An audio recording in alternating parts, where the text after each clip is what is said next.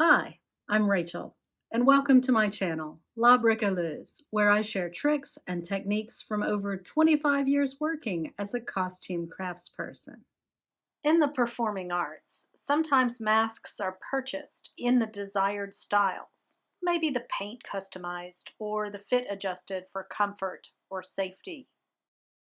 In masking traditions, a troupe might own or borrow a set of stock character masks. But sometimes specific mask styles are part of the overall costume design for the production and must be made by the costume production team. At my theater, that responsibility falls to me, a costume crafts artisan. In this video, I'm going to talk about what is often the first step in the theatrical mask making process, the maquette. A maquette is essentially a small sculpture, a 3D sketch of the costume designer's rendering of the mask. The small size of the maquette allows you to quickly have a conversation about the shape and scale of the mask before expending the time and media of working at full scale. Maquettes are made on armatures, something to approximate the face and head of the performer.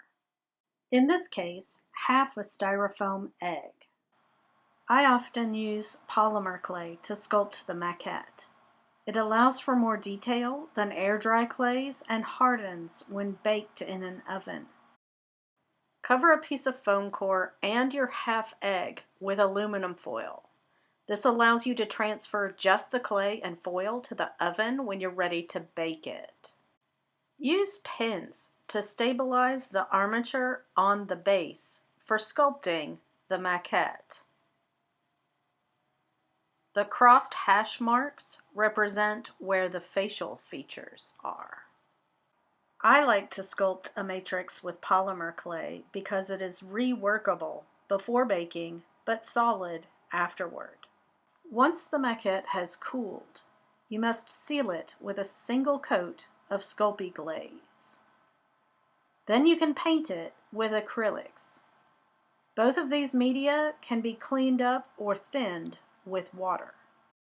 With feedback from the costume designer about the maquette, I can make the full-size mask with confidence. Other types of masks need other types of maquettes.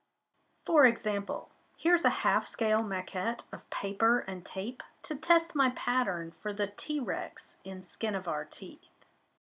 That's my quick overview of maquettes, what they are, why, and how I make them. For more mask-related content, check out my playlist of videos I've made as well as related content by other creators.